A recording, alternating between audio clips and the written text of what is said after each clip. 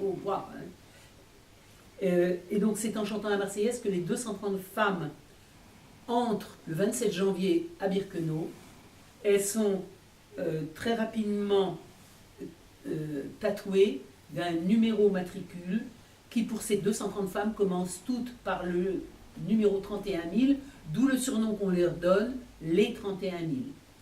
Elle-même a le numéro 31 802. Il n'y a qu'à Auschwitz, il y a souvent une erreur là-dessus, il n'y a qu'à Auschwitz qu'il y a eu tatouage des numéros sur les bras, pas ailleurs. Alors, elle est d'abord affectée, en tant que médecin, à l'infirmerie, ce que les Allemands, enfin les concentrationnaires, appellent le Revire, l'infirmerie du camp des femmes. Alors, il y a plusieurs blocs qui servent d'infirmerie.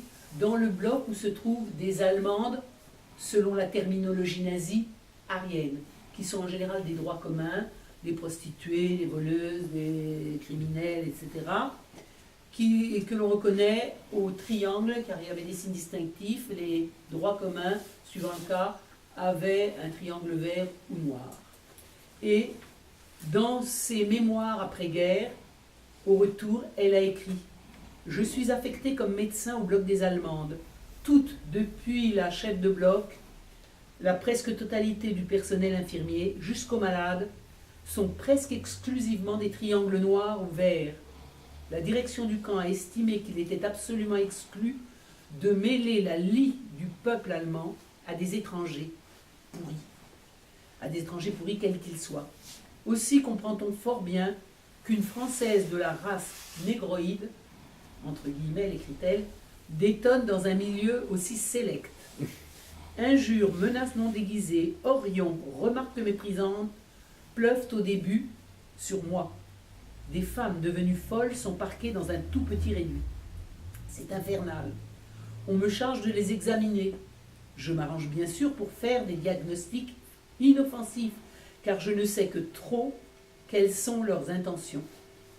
Mais les ordres précisent que les conclusions doivent se terminer par « est incapable de travailler », ce qui signifie un arrêt de mort. Je n'ajoute pas cette phrase à la fin de mon compte-rendu. Première forme de sa résistance dans le camp. Malgré l'accueil provoquant de ces femmes quand elles arrivent, son attitude lui attire, justement, le fait qu'elle n'écrive jamais incapable de travailler, son attitude lui attire à la longue la sympathie de ses détenus, pourtant peu agréable.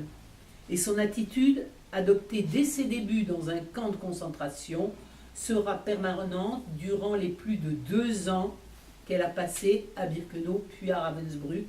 Ne jamais écrire, est incapable de travailler, ce qui vaudrait condamnation à mort.